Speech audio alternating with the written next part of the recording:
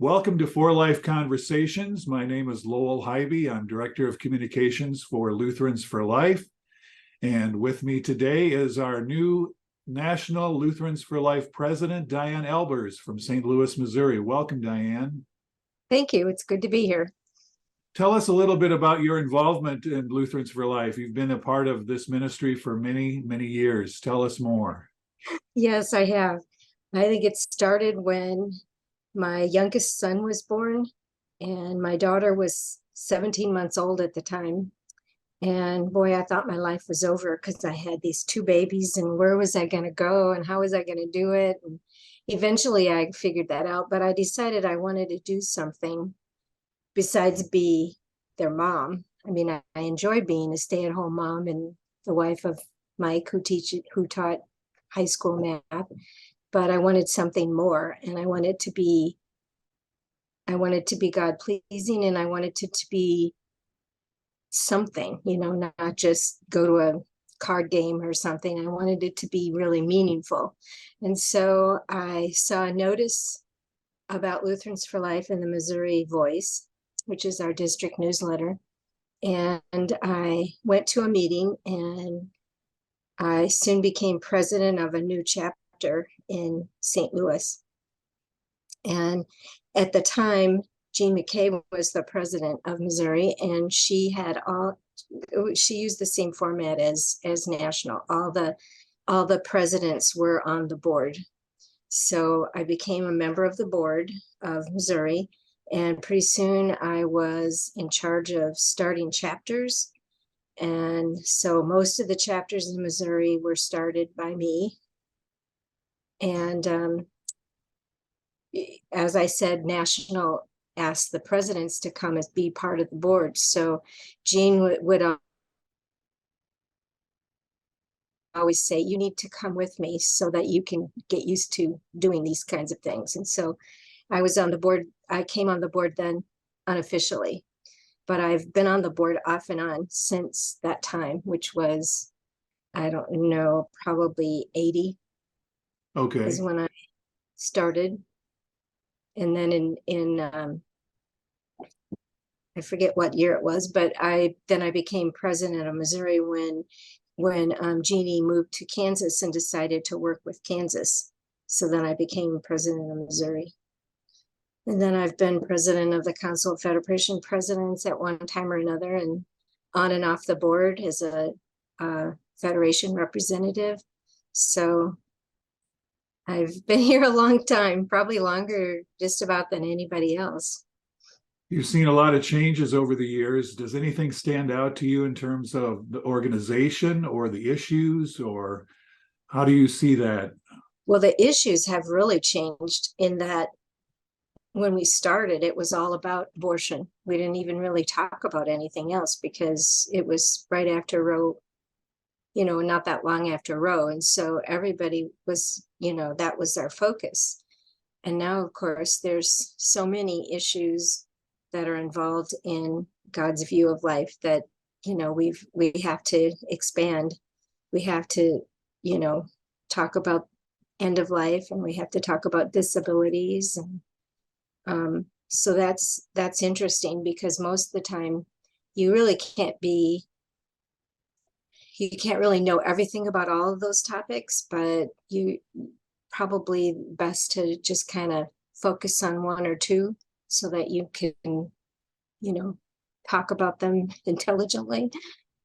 Right. There's no shortage of issues to learn about and discuss. We have, like you mentioned, abortion and end of life issues and sexual purity.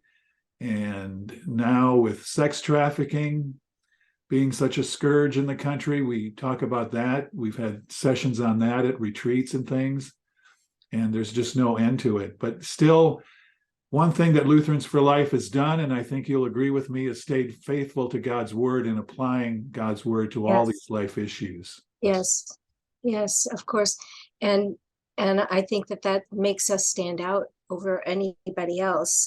I was just talking to a pastor the other day who's thinking about having a life team in his church. And the thing that he told me he appreciated most about Lutherans for Life he didn't know anything about it before I came, but he said the most important thing he learned was that Lutherans for Life were gospel motivated. And he was really taken by that we are an organization that is gospel motivated and that we're here for that purpose. Very true. And you've seen it all. Different presidents have come and gone over the years. Some great women have filled those positions. Most notably, not really most notably, but very notably, our founding president, Jean Garton. You knew her quite well. Do you have any stories to share about Jean? She was always such a go-getter. You never knew what was going to happen when she was around. And she used to tell stories all the time. And I guess the story that sticks with me always is the one I always tell, is that this was back in the day, of course, when people were, this is right after Roe, not too long after Roe. So people were still protesting and they were waving signs, kind of like what's happening right now. And she was going in to speak at a certain place, and they gave her a guard, or not a guard, but somebody, an escort. That's what I'm trying to say. They gave her an escort to get her into it was a big burly man, and he was in front of her, and she was following him, and people were waving signs. And this one lady got real close to her and waved a sign right in her face and said it, and yelled, "My body, my choice." And Jean turned around and looked at her and said, "You had your choice and you chose that body?" Great story. And it just goes to show you that For Life people have senses of humor too. It's true. So she was always fun. She was always fun. I met her a few times over the years and was an honor to know her, even the little bit I did know of her, but just a great lady.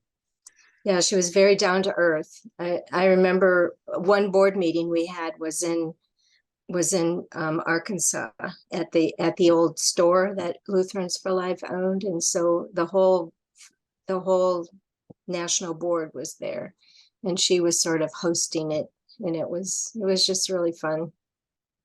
We could talk a lot about Lutherans for Life history. We've been around a while, since 1979.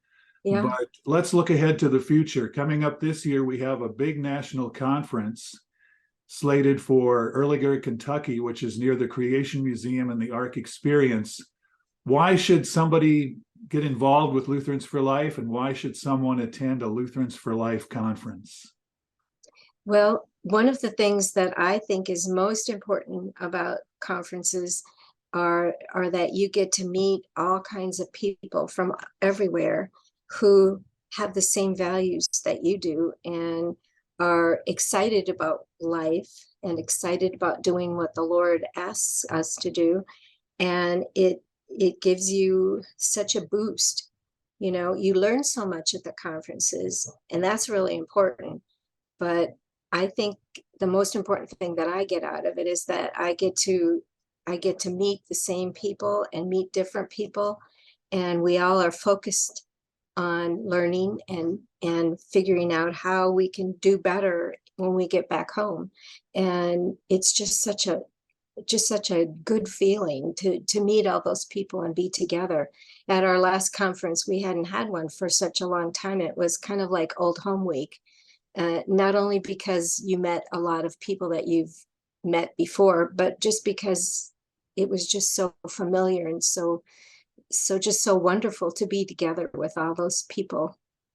I think people would find too, our conferences are very welcoming. They're kind of a family reunion type feel to it. Yes. And a nice family reunion, not a lot of dissension and hard feelings and anything like that, but just a good group to get together with. And there's teens there, and there's retired people there, and everybody in between. So they're just a great time for people to learn more and experience some great fellowship. And there's just regular people. There are pastors, there are deaconesses, there are farmers. I mean, it's just a really wonderful mix of Lutheranism, I think. I would agree. And I'm looking forward to seeing the Ark Experience. Yeah, I haven't seen that either. We've been to the Creation Museum a few years ago, and that was a very successful conference for Lutherans for Life, but they've done a lot of remodeling and updating and added the new Fearfully and Wonderfully Made exhibit. So that ties right in with what Lutherans for Life is all about. And the ARC experience would just be something awe-inspiring to see, I would think. I think so. And just to hear Ken Ham is pretty exciting. At the last one, I know one of the essay winners, her dream was to meet Ken Ham. And so it was arranged that he would eat with her. You know, he would be at her table and she was just so excited, and he was just so kind to her. He actually talked to her personally, you know, and kept her in the conversation. It was just really, she was so excited. I remember that now that you mention it. And also we took the opportunity while we were there, I believe, to give Ken Ham a Dominus Vitae Award. Yes. For outstanding life work by a non-Lutheran, which was the criteria at the time. Mm-hmm. So some good memories from that Creation Museum conference. Yes. Yes. What other things do you see as we kind of wrap things up here this morning and during our interview time? What do you see the future of Lutherans for Life being? What focus do you think we should have? And where do you see things going in the next year or two? Well, I think our focus right now is great because we're focusing on youth, and we have to, a lot of the individuals in Lutherans for Life that have been very active are aging, you know, with me as a good example. So we need to make sure that the next generation comes up after us and continues this fight for life. And I think that we're doing that. And I think that the Word of Hope is wonderful because we're helping people right when they need it, where they need it. And we have a great board. We have really good policies and procedures. I think we have everything in place to move forward in a really exciting way. And on top of that, a great gospel-based message of hope and forgiveness. Yes. Yes. And speaking of the coming generation, Y for Life just had a very successful conference as part of the March for Life in Washington, D.C. They had about 400 people. I know, isn't that amazing? And that is just amazing. Well, Diane, thank you for spending a few minutes with us this morning as we, for some of us watching, will be getting to know you for the first time. Many of us have known you for many years. And we're just very pleased that you have this role now as president of the national organization. Thank you. It's intimidating a little bit, but it's also awesome. I'm really looking forward to working with the whole board and the staff. It'll be wonderful. And people can have an opportunity to meet Diane at our Lutherans for Life National Conference, which is coming up October 11th to the 13th. In Erlanger, Kentucky, and we'll have registration for that starting April 1st of this year. That's the goal, and much more information on that is coming up. So thank you, Diane, and have a great rest of your week. Thank you. Okay, thank you. I look forward to seeing everybody in Kentucky.